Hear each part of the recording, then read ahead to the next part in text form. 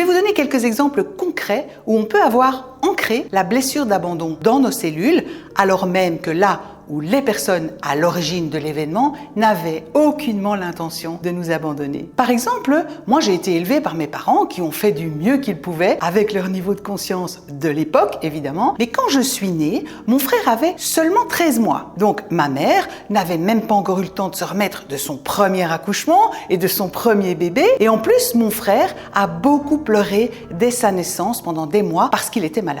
Ce qui fait que ma mère a très peu dormi. Elle mettait même sur la sonnette dès que par hasard mon frère s'endormait, ne pas sonner s'il vous plaît. Tellement elle avait peur qu'il se réveille. Bref, quand je suis née, ma mère s'est dit « Bon, maintenant, il faut que je dorme ». Et du coup, elle m'a installée tout au bout de l'appartement, qui était un 3 pièces en enfilade, et elle me laissait toute la nuit pleurer, comme le font beaucoup de bébés. Le comble, et pour vous prouver à quel point ma maman ne s'est pas du tout rendu compte de l'effet que ça allait avoir sur moi, elle m'a un jour raconté, j'étais bien adulte et j'avais déjà mes enfants, que le matin, il y a des fois, je hoquetais encore tellement j'avais pleuré, mais que elle avait pu enfin dormir. Bien sûr, le bébé que j'étais, qu'est-ce qu'il a intégré? Ces longues nuits de pleurs où personne ne venait. Bah, inutile de pleurer, hein, de toute façon, personne ne vient. Je suis toute seule, je suis abandonnée. Vous comprenez bien ici que l'intention de ma maman n'était pas du tout de m'abandonner, que c'est moi qui ai interprété ces événements comme un abandon.